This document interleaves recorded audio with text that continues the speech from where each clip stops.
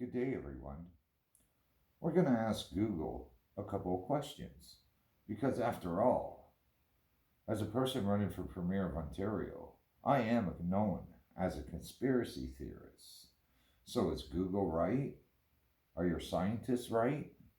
Let's find out what's really going on here. Google, where did influenza come from? According to Wikipedia, the given name comes. Again, where did influenza come from?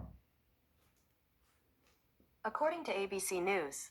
Answer: influenza is a virus that spread from person to person. It originates, actually, among birds and other animals such as pigs, and new viral strains of influenza come to this country and to Europe from Southeast Asia.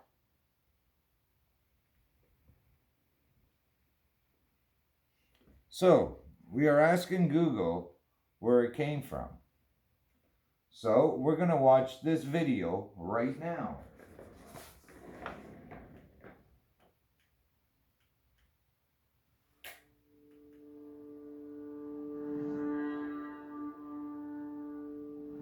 The name influenza comes from the Italian word for influence.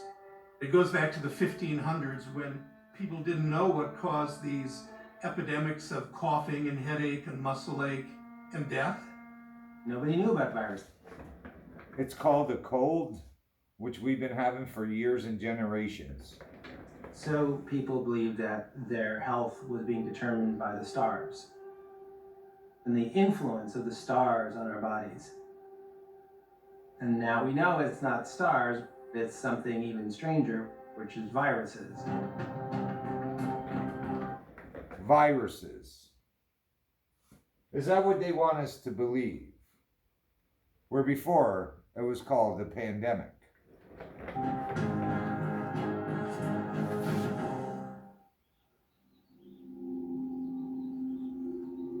All influenza viruses Always research done in China. know of came originally from wild bird viruses.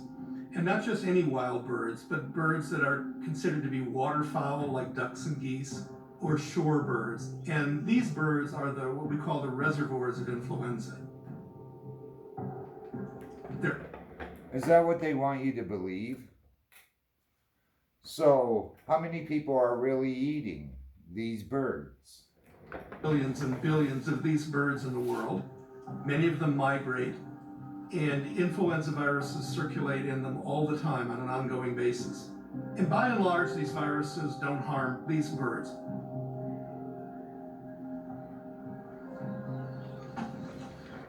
So if they don't harm those birds, why would they not be testing those birds? This area is Maple. It is the area that wild bird stay.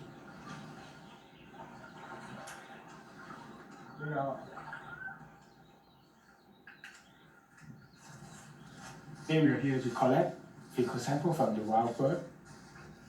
It's a program that Eco a sample from the wild bird.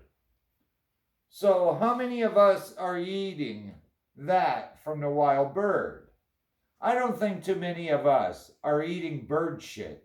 So what they do is they take it back to a lab, experiment until they come up with H1N1 Sars and all the rest.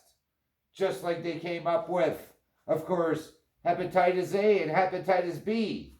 The never-ending story. You running out there to get your shots. There's more coming, I can promise you. monitor. Is there any influenza virus in the birds?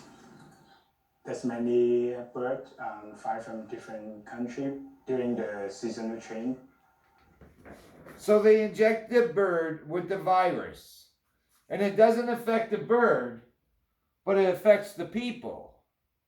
But none of them do experiment on the bird, just the feces.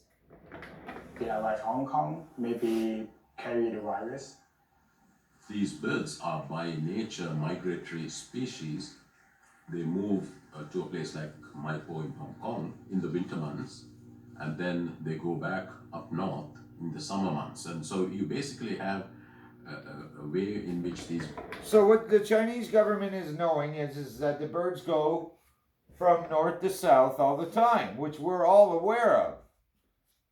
But are they able to inject these birds with other diseases? They don't have to go that far. Let's pay more attention. Can be moved north and south and east and west.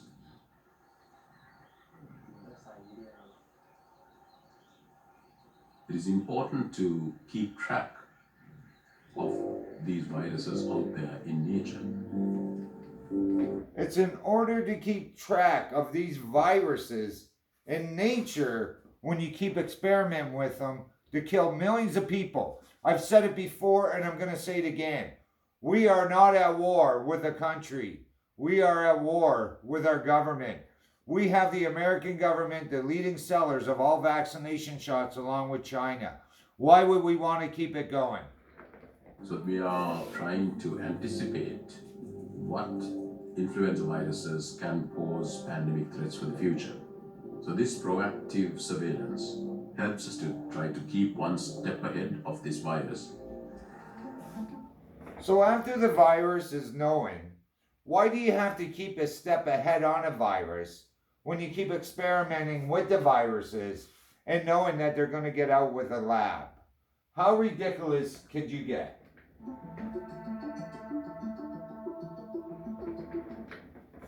But it didn't tell us where influenza came from.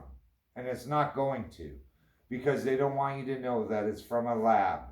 This goes on forever. This is like the never-ending story when you go to here. How did the influenza pandemic come from?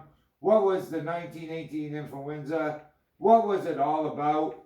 Why did it continue in 1967? Why did it continue at this time?